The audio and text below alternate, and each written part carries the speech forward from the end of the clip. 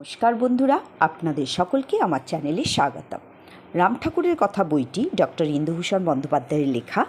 আমি আগের দিন কি পাঠ করছিলাম, আজকে ঠিক পর থেকে পাঠ করছি। তার আগে আমার পিতামাতাকে প্রণাম জানিয়ে ও গুরুদেবের চরণে সশস্ত্র প্রণাম জানিয়ে আজকের পাঠ শুরু করছি। সন্ধ্যার পরে ঠাকুরের সম্বন্ধে আমার দাদার সহিত কিছুক্ষণ কথাবার্তা হইল। দাদা ঠাকুরকে এই প্রথম দেখিলেন, বিশেষ কিছুই বুঝিয়া উঠিতে পারেন নাই এবং মনে হইল যে আমতার সেই ভদ্রলোকের সরাসরি মন্তব্যটাও তাহাকে যেন একটু বিচলিত করিয়াছে। ঠাকুরের কি কি বৈশিষ্ট্য আমার নজর পড়িয়াছে, বিশেষ করিয়া তাহাই তিনি জানিতে চাহিলেন। তখন ঠাকুর সম্বন্ধে আমারও অভিজ্ঞতা নিতান্তই অল্প। কি বলিয়াছিলাম ঠিক স্মরণ নাই, কিন্তু মনে হয় যে সামান্য যাহা কিছু বলিতে পারিয়াছিলাম তাহাতেই কিছুটা কাজ হইয়াছিল। দাদা ও বৌদি ক্রমেই ঠাকুরের দিকে আকৃষ্ট হইতে থাকেন এবং পরে তাহার কৃপালাভে সামর্থ্য হইয়াছিলেন। কথাটা যখনই উঠিয়া পড়িয়াছে তখনই এইখানে বিষয়টার একটু বিস্তারিতভাবে আলোচনা করিব। ঠাকুরের বৈশিষ্ট্য যে কী এবং কোথায় তাহা সাম্যকরূপে বুঝিবার শক্তি আমার নাই, তবে যেটুকু কতকটা বুঝিয়াছি বলিয়া মনে হইয়াছে শুধু তাহাই এখানে বলিবার চেষ্টা করিব। পূর্বেই বলিয়াছি যে তিনি নামমাত্র আহার করিতেন। আহার্যের কোনো ধরা বাঁধার নিয়ম ছিল না। এক এক সময় এক এক আহার্যের এক এক রকম আহার করিতেন, কিন্তু পরিমাপ সামান্যই থাকিত। কখনো কখনো যে ইহার ব্যতিক্রম হইত না তাহা নহে। পূর্বেই বলিয়াছি যে ঠাকুরের খাওয়া অনেক অংশে নির্ভর করিত যে খাওয়াইত তাহার মন ও নিষ্ঠার উপর। আমার নিজের অভিজ্ঞতা হইতে এইখানে একটি দৃষ্টান্তের উল্লেখ করিব। আমি তখন 56C বিডন স্ট্রিটের বাসায় বামুন চাকর লইয়া একাই আছি। হঠাৎ একদিন ঠাকুর আসিয়া উপস্থিত হইলেন। বৈকালে প্রভাতবাবু আসিলেন এবং আমাকে জানাইলেন যে রাত্রিতে তিনি এইখানেই থাকিবেন। সুতরাং একবার বাজারে যাইতে হইল। অঘ্রাণ মাসের মাঝামাঝি সবে নতুন আলু, ফুলকপি, কড়াইশুঁটি বাহির হইয়াছে। বাজারে গিয়া চক্ষু জুড়াইয়া গেল। থরে থরে কপি সাজানো দেখিয়াই আমার মনে হইল যে ঠাকুর যদি একটু আলু কপির ডালনা গ্রহণ করিতেন তাহা হইলে কি আনন্দ নাই হইত। তৎক্ষণাৎ 2 থেকে 3টি বাছা বাছা কপি ও তৎসঙ্গে কিছু নতুন আলু ও কড়াইশুঁটি কিনিয়া ফেলিলাম এবং প্রভাতবাবুর জন্য কয়েকটি হাঁসের ডিম লইয়া বাড়ি ফিরিয়া আসিলাম। আমার মনের কথাটা শুনিয়া প্রভাতবাবু অত্যন্ত উৎসাহিত হইয়া উঠিলেন এবং আমার চাকর দামুকে ডাকিয়া তৎক্ষণাৎ তোলা উনানটা ধরাইয়া দিতে বলিলেন। ইতিমধ্যে তিনি আবার স্নান করিয়া লইলেন এবং সযত্নে আলু কপি কাটিয়া ও কড়াইশুঁটি ছাড়াইয়া উনানে কড়াই বসাইয়া দিলেন। ঠাকুরকে কিছুই বলা হইল না।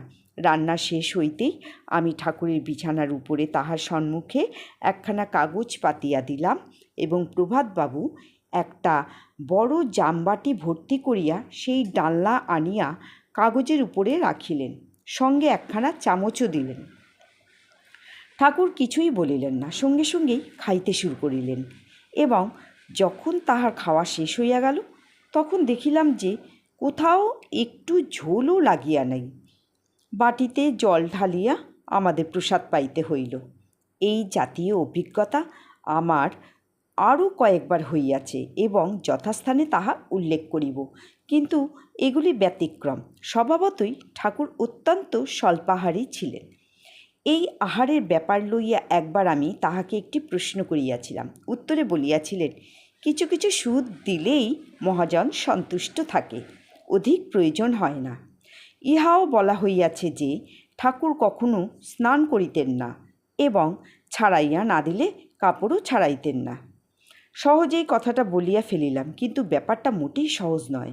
2-4 দিন স্নান করিতে না পাইলে আমাদের যে কী অবস্থা হয় তাহা আমরা সকলেই জানি।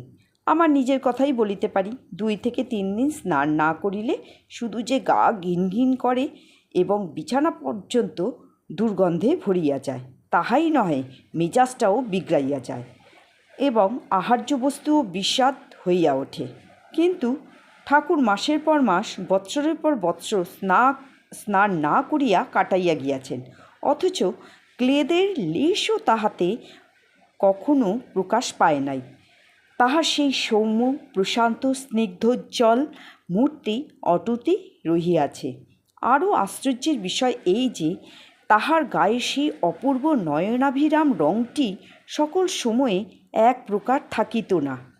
একটা স্থায়ী রং অবশ্যই ছিল, কিন্তু কখনো কখনো 2-3 ঘণ্টার জন্য, কখনো বা 2-1 দিনের জন্য উহা পরিবর্তিত হইয়া ভিন্ন রূপ ধারণ করিত।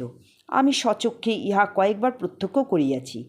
গায়ের রঙটি কখনো একটু হরিদ্রাভ, কখনো একটু রক্তাভ, কখনো বা কতকটা দুধের মতো হইয়া যাইত এবং কিছুক্ষণ থাকিয়া আবার ধীরে ধীরে মিলাইয়া যাইত। ইহাও দেখিয়াছি যে কখনো কখনো তাহার ললাটে আপনা হইতেই একটি ত্রিপুণ্ড ফুটিয়া উঠিত, 2-3 ঘণ্টা থাকিয়া আবার চলিয়া যাইত। কেন এইরূপ হইত বলিতে পারিব না। ঠাকুরকে কখনো সে কথা জিজ্ঞাসাও করি নাই। তিনি স্নান কেন করেন না এ কথা তাহাকে জিজ্ঞাসা করিয়াছিলাম। তিনি বলিয়াছিলেন উত্তরে, স্নান করার দরকার হয় না, স্নান হয়। এই স্নান নিশ্চয়ই কোনো অভ্যন্তরীণ ব্যাপার, কিন্তু ইহার স্বরূপ সম্বন্ধে আমার কোনো ধারণাই নাই। বৈষ্ণবেরা লাবণ্যামৃতে স্নান, তারুণ্যামৃতে স্নান ইত্যাদি কথা বলিয়া থাকে। বন্ধুরা, এখানে কথাটা এইভাবে হবে যে বৈষ্ণবেরা লাবণ্যামৃতে স্নান, তারুণ্যামৃতে স্নান ইত্যাদি কথা বলিয়া থাকে। ঠাকুরের এই স্বতঃসম্পাদিত স্নানও হয়তো সেই রকমই একটা কিছু হইবে। তো বন্ধুরা, আমি পাঠকে আজ এগিয়ে নিয়ে যাব না। আশা করি ঠাকুরের সম্বন্ধে আপনারা অনেক কিছু জানতে পাচ্ছেন এবং শুনে ভালোও লাগছে। তো আজকে পাঠকে এখানেই বিরাম দিলাম। নমস্কার।